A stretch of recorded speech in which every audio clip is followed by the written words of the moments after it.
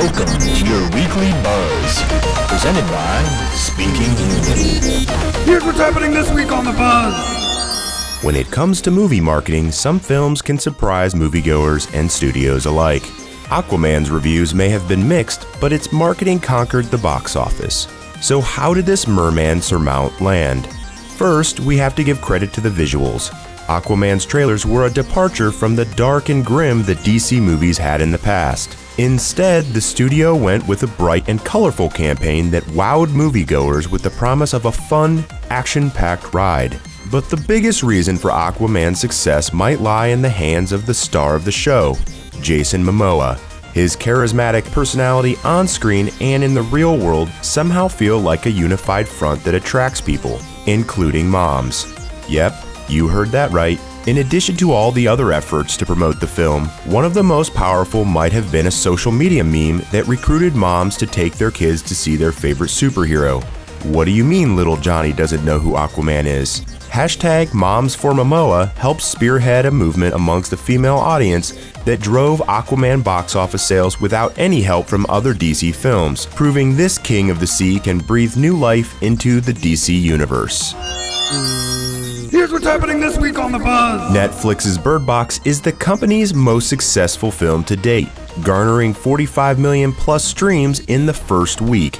A thriller where the world's inhabitants have to be blindfolded to survive is another example of a movie that found success through memes. Since the film's December release, there has been an endless torrent of memes surrounding it, and what people have called the Bird Box Challenge. To promote the film, Netflix originally presented Twitch gamers with a challenge: play their games blindfolded. They did, and the internet responded. People began blindfolding themselves as they performed various tasks.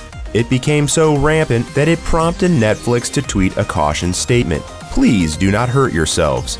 All of this culminated into FOMO, or fear of missing out. People who would not have otherwise watched this movie now needed to see what everyone was talking about. Mediocre movies making big bucks or getting views is nothing new. But Bird Box is a little different. It showed how future projects can be marketed and how streaming platforms can achieve greater success against big studios by embracing something that's unique about their film.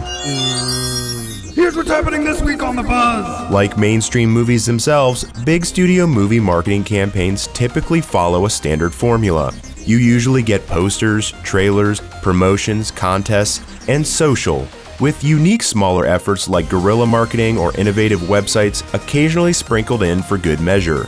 One surprising ingredient studios have been mixing in the marketing formula lately: online games with a throwback vibe.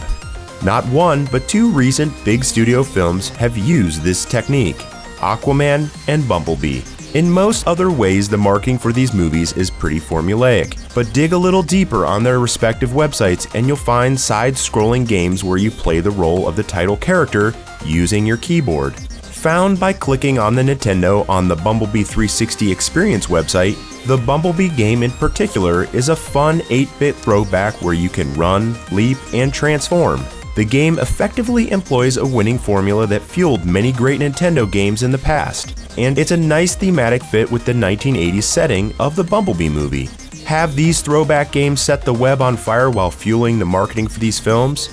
No, but they are fun little Easter eggs that transform your typical movie marketing into something a little more creative and distinct. And that's your weekly buzz. Get more fresh buzz at speakinghuman.com/buzz.